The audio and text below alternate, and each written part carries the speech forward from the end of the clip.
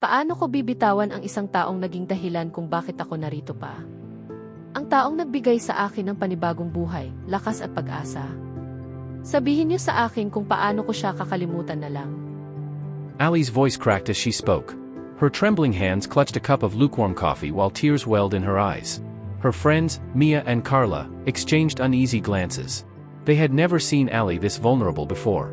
Nung lahat ng tao iniwan ako, siya lang ang nanatili. Siya ang naniwala sa akin nang wala akong ibang karamay. Siya ang naging liwanag sa pinakamadilim na sandali ng aking buhay. Hindi sa ko sinukuan ng ako'y napariwara. Malibang humingi ng pangalawang pagkakataon.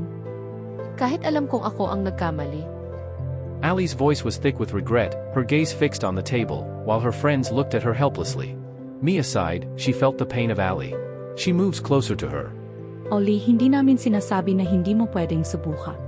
Pero isipin mo rin si Nick, matagal mo siyang sinaktan at ngayon nakapag-move on na siya.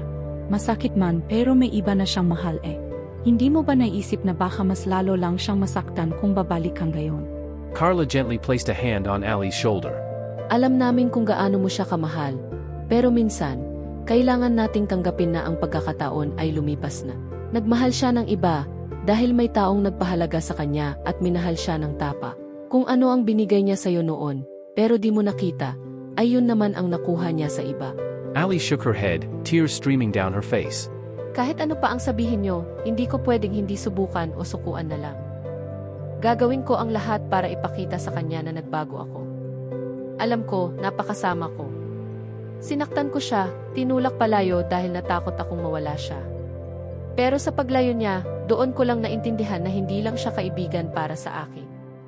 Siya ang tahanan ko, ang kaligtasan ko, at ang mahal ko. Ngayon ko lang na-realize ang aking kamalian. Nick and her have been best friends since childhood. He was always there every time she cried because her parents were fighting. And when they split up, Nick comforted her. He was always on her side to defend her when those other children bullied her because she didn't have parents who showed up at every event at school.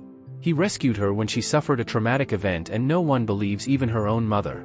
She trailed off, her mind flashing back to her traumatic past. She remembered the nights she cried herself to sleep, feeling worthless and unwanted.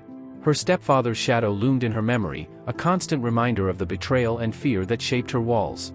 But Nick, he was the one person who broke through those walls, never leaving her side. A flashback to the memory of the past. Allie, hindi ka nag-iisa. Nick whispered one rainy night when she finally opened up to him about her stepfather. They were sitting on the carpeted floor near her bed. The room was dark, and all they could hear were the raindrops falling on the roof. Hindi ikaw ang may kasalanan sa nangyari. At kahit kailan, it doesn't make you a less of a person because of what happened. Isa kang matapang at mabuting tao, mabuting anak at mabuting kaibigan. She wanted to believe him. But years of pain and mistrust made her doubt anyone who cared too much. She had been through a lot. Allie, alam kong nakikita mo ako bilang kaibigan lang pero mahal kita higit sa isang kaibigan matagal na. Kaya narito lang ako palagi kapag kailangan mo, hindi kita iwan. When she heard that from Nick, she lashed out. Suddenly felt betrayed. He is her friend, how can he feel that? She trusted him. Ano ba, Nick? Kaibigan lang kita. Bakit mo sinisira ang meron tayo? Ikaw na lang ang pinagkakatiwalaan ko. She screamed at him, masking her fear with anger. Nick looked hurt but still managed to give her a little smile. Gusto ko lang maging totoo sa nararamdaman ko, Allie. Pero kung ayaw mo, nandito pa rin ako bilang kaibigan. Isipin mo na lang di ko sinabi yun. She didn't deserve him, and she knew it. So, she pushed him away harder. Dating random guys. Letting rumors swirl. Saying cruel words she didn't mean. All she knew, if she accepted Nick's feelings, things would change between them. She would lose her best friend and she would only hurt him, dragging him with her misery. And yet, he stayed. Until one day, he didn't.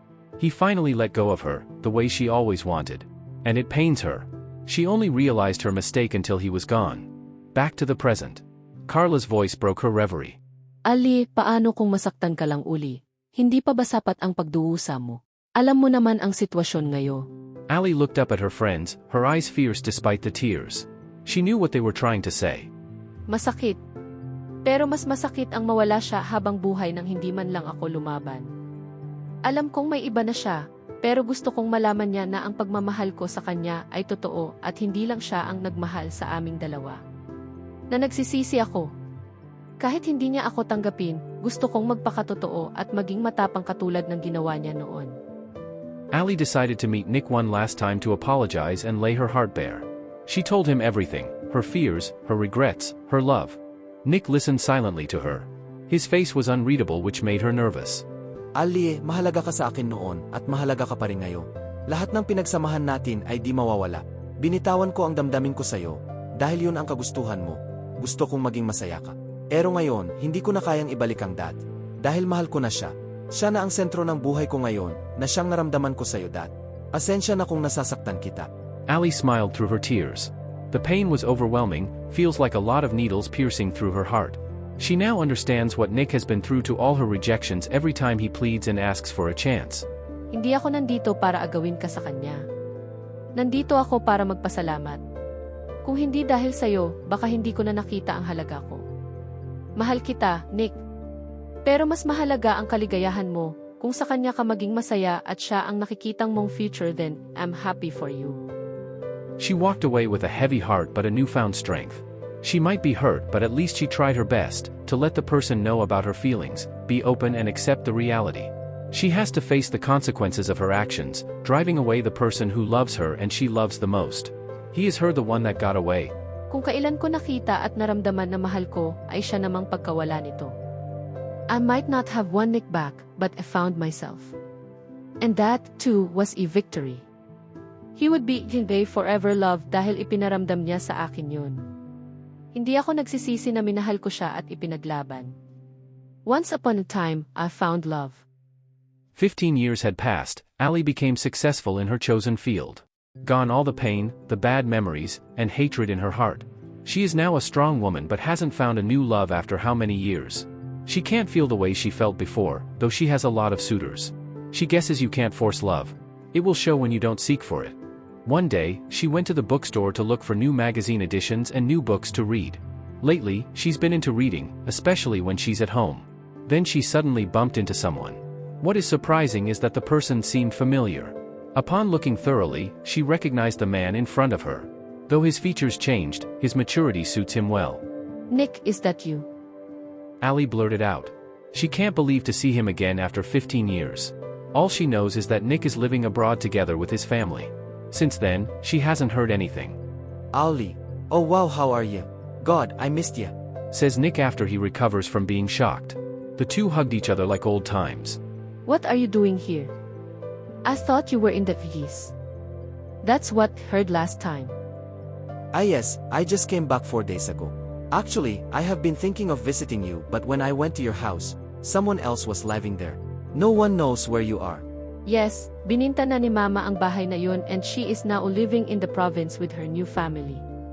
Sa Kihis na ako nakatira ngayon. They talked loudly, excitement got them both, and that made people look at them weirdly. Hey, can we talk somewhere else? I want to spend time with you.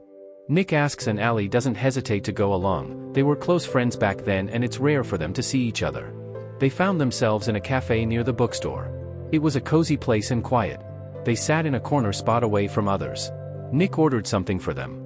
Still the same old Nick she used to know, always looking after her needs, Allie thought to herself. How are you lately, Allie? I haven't heard anything from you since we got separated. I lost contact with our friends since my parents migrated to the US. Alam mo naman di ako mahilig sa social media. I tried to find you but di kita makita. Yeah, Nick is like that. He is not a sociable person. His friends are only a few. Most are my friends. Allie thinks upon remembering the past. I'll work as an accountant in a big firm. Life is okay. Hindi na ako basagulera, sakit sa ulo. Matino na ako ngayon. She said it smilingly as a joke but halfway meant just to ease the tension between them. There's still awkwardness as they have been apart for 15 years. Matino ka naman, you just have a raw childhood kaya ganun ang nagyari noon. Still the same Nick, always have a good word for her. Never judge her. Allie thought. She remembered before that Nick used to watch her whenever she went, especially in the bar. Because she would create a scene. She is rebellious back then. Are you married now? Who is your husband? Nick asks hesitantly. No, I am still single. I guess walang makakatagal sa akin. Haha. Ollie, don't say that. You're a good person. You deserve more. Maybe you don't take them seriously or you're looking for something. Every guy should be lucky to have you. Allie smiled at Nick. His words get to her. Maybe, just don't want to rush into a relationship if I am not sure of it. How about you? How's married life? You didn't know. My wife died 3 years ago. I have a daughter, she is now 8 years old. Kaya ako napunta sa bookstore. Dahil may gusto siyang basahin na story na nakita niya sa online. Allie was shocked by the news. She doesn't have an idea. Oh, that's sad, condolence. How are you coping up? No worries, that was 3 years ago. Have moved on in that sad phase of my life.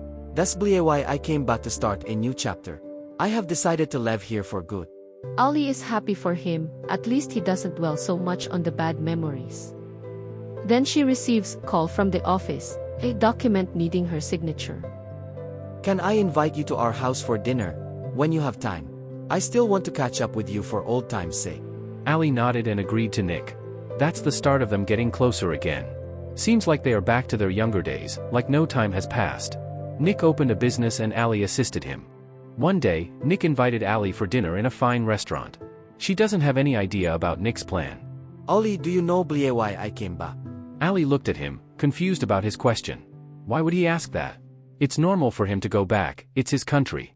Nick asked when they were about to finish their meal. The food was great, the place was cozy, and the night felt inviting. She felt something hard to explain.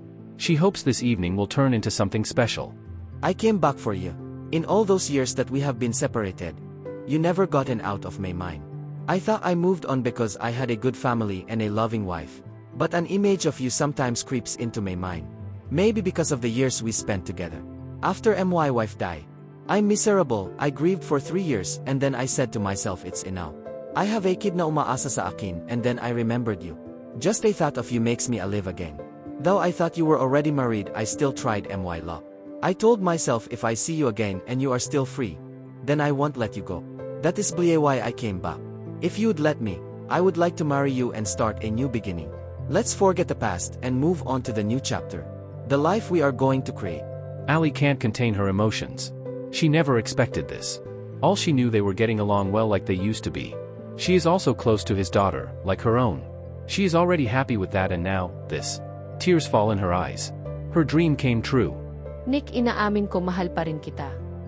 Those years na di tayo nagkita, kailanman di ka nawala sa aking memorya. Kaya siguro walang tumatagal na karelasyon ko dahil I often compare them to you. Ikaw pa rin ang lumukob sa aking puso hanggang ngayon. Kaya tinatanggap ko ang pagmamahal mo. Handa akong magsimula kasama ka. Let's give ourselves a second chance at love. With that, the two hugged and kissed each other, happy with the development of their relationship.